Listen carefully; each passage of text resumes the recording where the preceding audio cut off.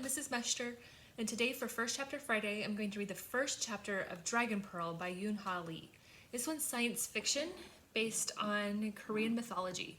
And if you like those retellings of mythology stories, you should give this one a chance. So this is Dragon Pearl by Yoon Ha Lee. Chapter 1. I almost missed the stranger's visit that morning. I liked to sleep in, though I didn't get to do it often. Waking up meant waking early. Even on the days I had lessons, my mom and aunties loaded me down with chores to do first. Scrubbing the hydroponics unit next to our dome house, scrounging breakfast from a few sad vegetables and making sure they were seasoned well enough to satisfy my 4 aunties. Ensuring that the air filters weren't clogged with the dust that got into everything. I had a pretty dismal life on Jeonju. I was counting the days until I turned 15. Just 2 more years left before I could take the entrance exam for the 1,000 World Space Forces and follow my brother June into the service. That was all that kept me going. The day the stranger came, though, that day was different. I was curled under my threadbare blanket, stubbornly clinging to sleep even though light had begun to steal in through the windows. Then my oldest cousin Bora's snoring got too loud to ignore. I often wish I had a room of my own instead of sharing one with 3 cousins, especially since Bora snored like a dragon. I kicked her aside. She grunted but didn't stir. We all slept on the same shabby quilt handed down from my ancestors, some of the planet's first settlers.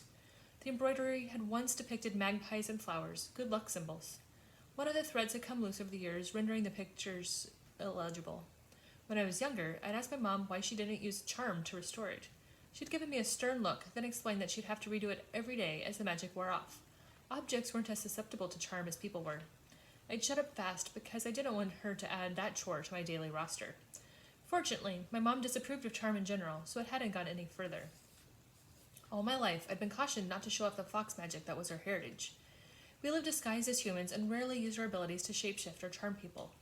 Mom insisted that we behave as proper civilized gumiho, so we wouldn't get in trouble with our fellow steaders, planet-bound residents of Jeonju. In the old days, foxes had played tricks like changing into beautiful humans to lure lonely travelers close so they could suck out their lives. But our family didn't do that. The lasting prejudice against us annoyed me. Other supernaturals, like dragons and goblins and shamans, could wield their magic openly and were even praised for it. Dragons used their weather magic for agriculture and the time-consuming work of terraforming planets. Goblins, with their invisibility caps, could act as secret agents. Their ability to summon food with their magical wands came in handy too. Shamans were essential for communicating with the ancestors and spirits, of course. We foxes, though, we had never overcome our bad reputation. At least most people thought we were extinct nowadays. I didn't see what the big deal was about using our powers around the house. We rarely had company. Few travelers came to the world of Jeonju. According to legend, about 200 years ago, a shaman was supposed to have finished terraforming our planet with the Dragon Pearl, a mystical orb with the ability to create life. But on the way here, both she and the pearl had disappeared. I didn't know if anything in that story was true or not. All I knew was that Jeonju had remained poor and neglected by the Dragon Council for generations. As I reluctantly let go of sleep that morning, I heard the voice of a stranger in the other room. At first, I thought one of the adults was watching a holo show, maybe galactic news from the pearled halls, and had the volume turned up too high.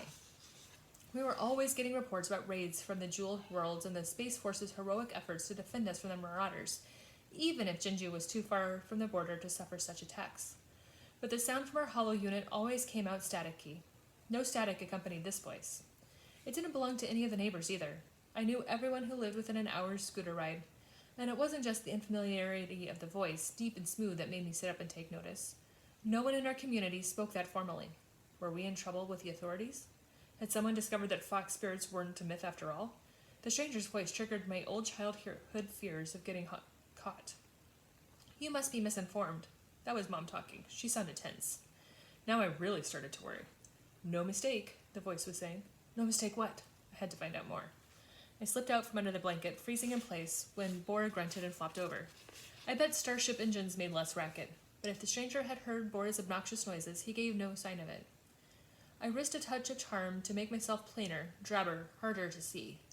Foxes can smell each other's magic. One of my aunties described the sensation as being like a sneeze that won't come out, but my mom might be distracted enough not to notice. How is this possible? I heard Mom ask. My hackles rose. She was clearly distressed, and I'd never known her to show weakness in front of strangers. I tiptoed out of the bedroom and poked my head around the corner. There stood Mom, small but straight-backed. And then came the second surprise. I bit down on a sneeze. Mom was using charm. Not a lot, just enough to cover the patches in her trousers and the wrinkles in her worn shirt, and to restore their color to a richer green. We hadn't expected visitors, especially anybody important. She wouldn't have had time to dress up in the fine clothes she saved for special occasions. It figured she'd make an exception for herself to use fox magic, despite the fact that she chastised me whenever I experimented with it. The stranger loomed over her. I didn't smell any charm on him, but he could have been some other kind of supernatural, like a tiger or a goblin in disguise. It was often hard to tell. I sniffed more closely, hoping to catch a whiff of emotion. Was he angry? Frustrated? Did he detect Mom's magic at all? But he held himself under such tight control that I couldn't get a beat on him. His clothes, finely tailored in a burnished bronze-colored fabric, were all real. What caught my eye was the badge on the breast of his coat. It marked him as an official investigator of the Thousand Worlds, the league to which Jinju belonged. There weren't literally 1,000 planets in the league, but it encompassed many star systems, all answering to the same government. I'd never been off-world myself, though I'd often dreamed of it. This man might have visited dozens of worlds for his job, even the government seat at the Pearled Halls, and I envied him for it. More to the point, what was an investigator doing here?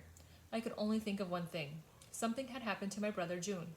My heart thumped so loudly I was sure he and Mom would hear it. Your son vanished under mysterious circumstances, the investigator said. He is under suspicion of deserting. I gasped involuntarily. June? Deserting? That's impossible, Mom said vehemently. My son worked very hard to get into special forces. I didn't need my nose to tell me how freaked out she was. I remembered the way June's face had lit up when he'd gotten the letter admitting him to the academy. It had meant everything to him. He would never run off. I bit the side of my mouth to keep from blurting that out. The investigator's eyes narrowed. That may be, but people change, especially when they were presented with certain opportunities. Opportunities? Mom swallowed, and then asked in a small voice, What do you mean? According to his captain's report, your son left to go in search of the Dragon Pearl. I wasn't sure which stunned me more, the idea of June leaving the Space Forces or the fact that the Dragon Pearl might actually exist. The Pearl? How? My mother asked incredulously. No one knows where it is. The Dragon Council has made strides in locating it, the investigator said, rudely cutting her off, and they would pay handsomely to have it back in their possession. If he found it, your son could have found the temptation irresistible. No, I knew my brother wouldn't risk his career by trying to cash in an artifact, even one as renowned as the Dragon Pearl. Mom's shoulders slumped. I wanted to tell her not to believe the investigator so readily. There had to be some other explanation. June is not here, she said, drawing herself up again, and we have not heard from him either. I'm afraid we can't help you. The man was not put off. There is one matter you can assist us with, he said. Your son's last report before he left. It included a message addressed to Min. I believe that's your daughter? A shock went through me when he said my name. I've been sent here to show it to her. It may offer clues to June's location or the pearls. Perhaps he wrote it in a code language only she would understand. Again, I think you have the wrong impression of my son, Mom said haughtily. He is an honorable soldier, not a traitor. So you say, but I am not leaving these premises until I have shown Min the message. Are you not curious to see his last communication? That did the trick. Min! Mom called. That is Chapter 1 of Dragon Pearl.